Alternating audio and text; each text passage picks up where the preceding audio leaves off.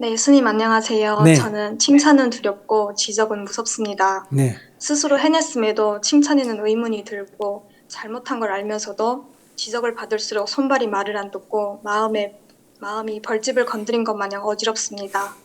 또 이목이 집중되면 목소리가 점점 작아지고 눈치 보기 바빠서 준비한 내용을 빼먹기도 하고 말문이 막히곤 합니다.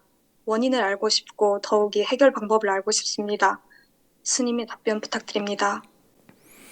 자기가 자랄 때 좀 어떻게 학대받았어요. 뭐 심리가 많이 위축돼 있는데 어떻게 자랐긴데 지금 그런 성향이 생긴 것 같아요. 학대는 안 받았습니다.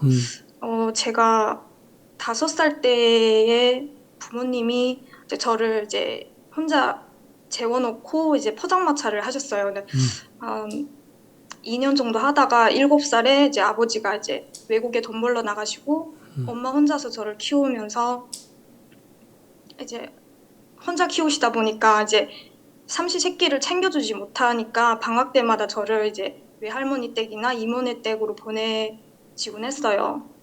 그러다가 이제 14살 때 중학교 이제 올라가게 되니까 이제 그때 이제 친아빠랑 이제 이혼하시고 새아빠를 만났는데, 어, 그, 조금 강압적으로 키우셨어요. 이제, 너는 어리니까 모른다. 내 말을 들어야 된다. 이런 식으로 거의 제 생각은 다 무시하고 이제 부모님 뜻대로 이제 생활하게끔 그렇게 컸습니다. 그러니까 어린아이가 어릴 때 아빠가 멀리 가버리고 엄마 혼자 힘드니까 할머니 집에 보냈으면 또는 이모네 집에 보냈으면 눈치를 좀 보고 살았을까? 눈치 안 보고 살았을까? 조금 봤습니다.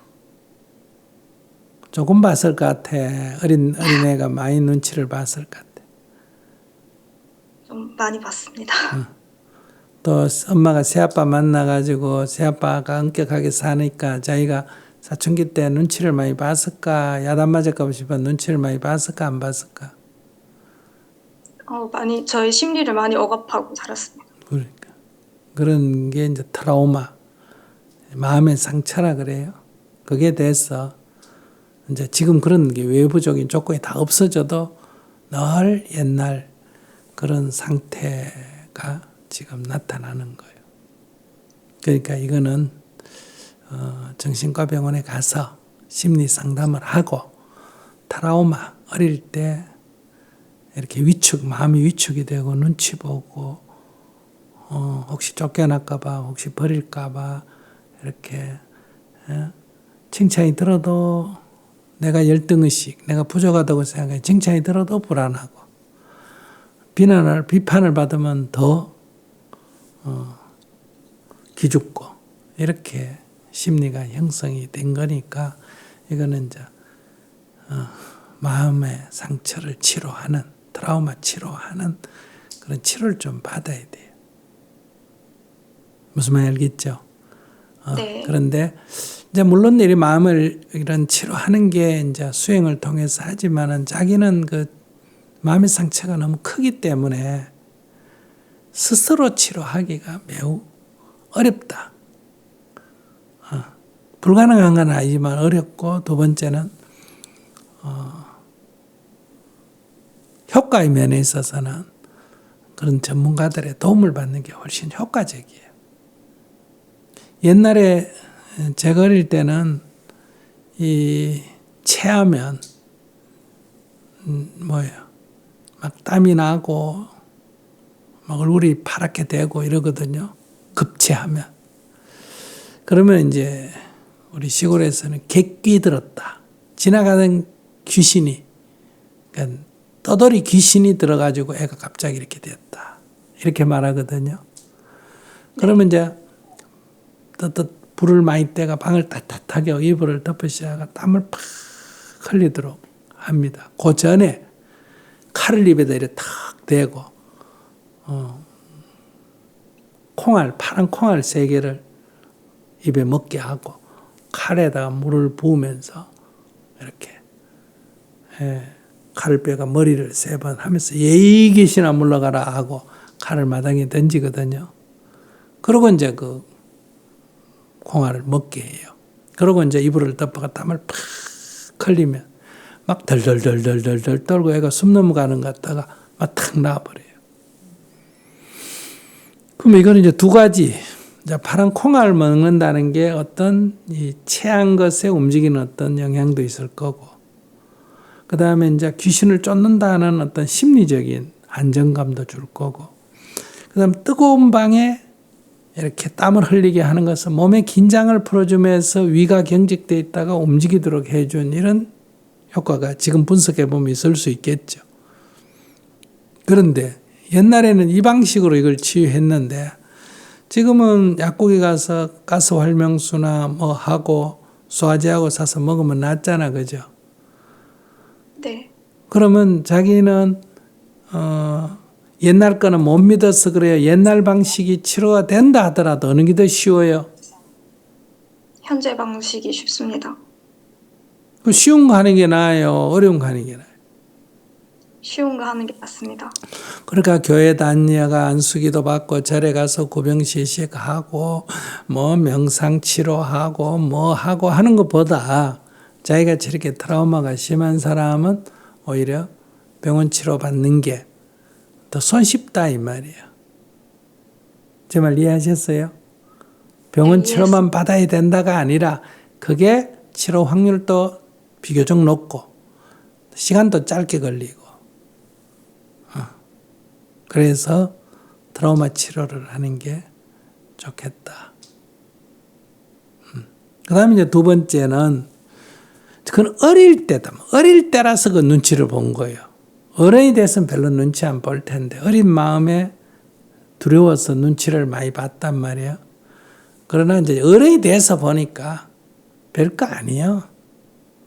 할머니도 그 엄마 대신 돌봐주시고 고마운 사람이고 이모도 좋은 사람이고 또 새아빠도 좀 억압은 했지만은 그래도 엄마가 생각해보면 지금 나이 들어가 엄마도 아직 젊은데 아빠 없으니까 남자 만나가 살면 엄마가 좋잖아.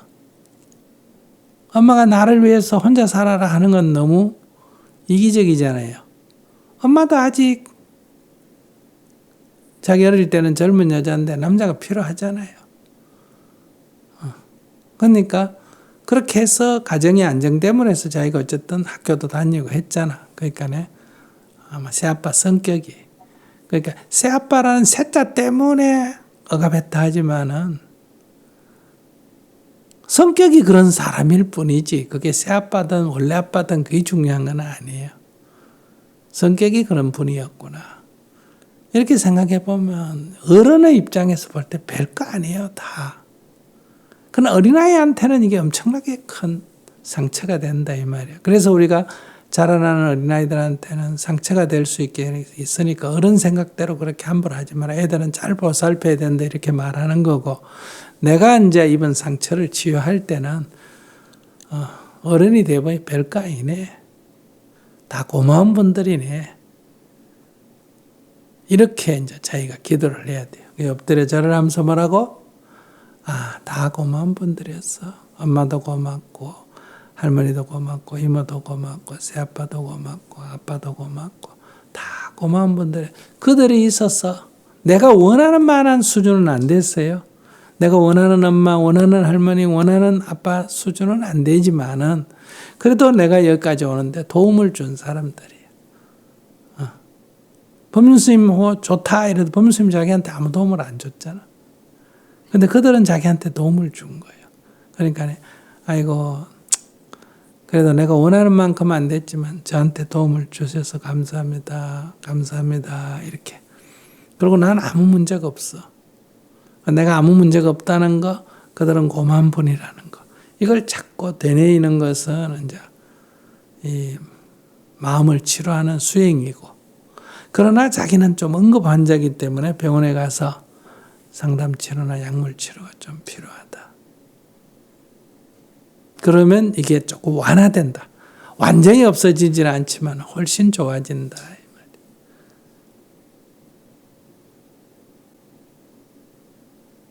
네, 근데 스님, 그, 제가 불대 공부하기 전에 잠깐, 이제 길게는 아니고, 한 5번 정도 심리 상담을 받았었어요. 네. 이제 받고서 조금 이제, 테두리가 조금 좋아지고 나서 불대 공부 한 달 만에 엄청 마음이 편해졌었어요. 근데 그 어린 시절을 돌아보고 나의 성격에 어떤 영향을 미친 게 있냐, 이거를 돌아보는 그 수업을 받으면서 이제 제 얘기를 꺼내고 나서 머리가 하얘지더라고요. 이제 예전처럼 옛날 생각해가지고 막 아프다거나 그 정도는 아닌데 뭔지 모르게 그냥 마음이 어느 순간 머리는 하얘지고 조금 마음이 복잡하더라고요. 그래서 그리고 그게 조금 며칠 갔거든요. 그런 조금 불안한 아직 감정이라고 해야 될까요? 극복이 안 돼서 그래요. 그냥 덮어놨잖아. 덮어놓으니까 없는 줄 알았는데 이 네. 덮어놓은 걸 끄집어내니까 그게 아직 거기 있었단 말이에요. 그래서 이제 그 충격을 준 거예요. 그러면 이거 치료를 안 하면 계속 이렇게 이제 되풀이 되는 거예요. 반복. 좋았다, 나빴다, 좋았다, 나빴다, 좋았다, 나빴다가. 그러니까 조금 충격이 되더라도 확 덮어놓은 걸 벗기고 확 그냥 끄집어내가지고 청소를 해버려야 돼. 근데 이제 나눔의장이나 이런 데 가서 확 끄집어내가 청소를 해버리면 되는데 자기 지금 그러다가 머리를 돌아버릴 수가 있어.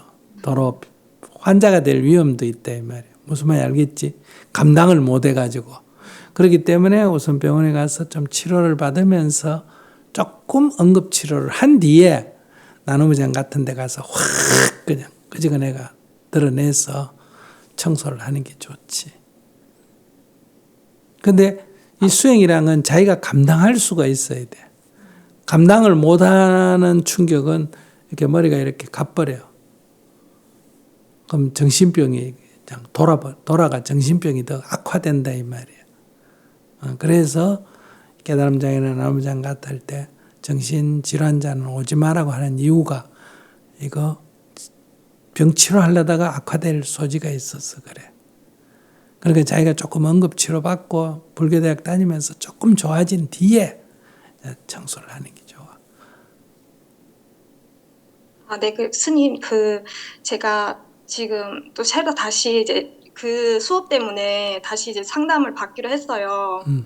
이제 다음 주 화요일부터 이제 첫 상담 받는데 또 제가 8월 초에 깨달음장 다녀올 이제 그렇게 지금 계획하고 있는데 그때쯤에 다녀와도 괜찮을지 그동안에 그거는 좀 치료 정도가 어느 정도 됐냐. 그러니까 깨달음장 가는 게 중요한 게 아니라 가면 도움이 되는데 자기같이 그런 거는 그 깨달음장의 그 압박을 자기가 감당을 못해가 이렇게 부작용이 생길 위험이 있어.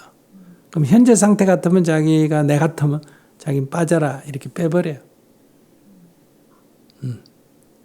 그러니까 조금 아직 8월이니까 조금 더 치료를 받고 그러면 이제 사정을 얘기하고 치료했어요 이렇습니다 하고 하면 법사님 보고 괜찮겠다 하든지 아직 위험하니까 연기하고 다음에 하고 치료를 더 받으세요. 또 집에서 절을 하면서 수행을 다 하세요. 이렇게 해야지. 이건 뭐 문제가 있어서 빼는 게 아니라 자기를 위해서 그런 거예요. 그러니까 기도는 어떻게 한다 매일 절을 하면서 저는 아무 문제가 없습니다. 저는 편안합니다. 그리고 그분들은 고마운 분들입니다. 저를 도와주신 분들입니다. 이렇게 해야 돼. 그들에게서 상처를 입었다고 그들을 미워하면 이 치유가 안 돼. 그들의 고마운 점을 발견하고 고맙구나 할 때 오히려 내 상처가 치유가 되는 거예요. 네, 감사합니다. 네. 네, 오늘 스님 말씀 잘 들었습니다. 요즘에 매일 공동정진하면서 잘 갈피를 못 잡고 있었거든요. 어떻게 해야 될지 그냥 하고 있었는데 스님 말씀대로 한번 해보고 그리고 이제 상담도 받고서 조금 건강한 상태로 깨달음장도 가고 나눔이장도 다녀올 예정입니다. 감사합니다. 네.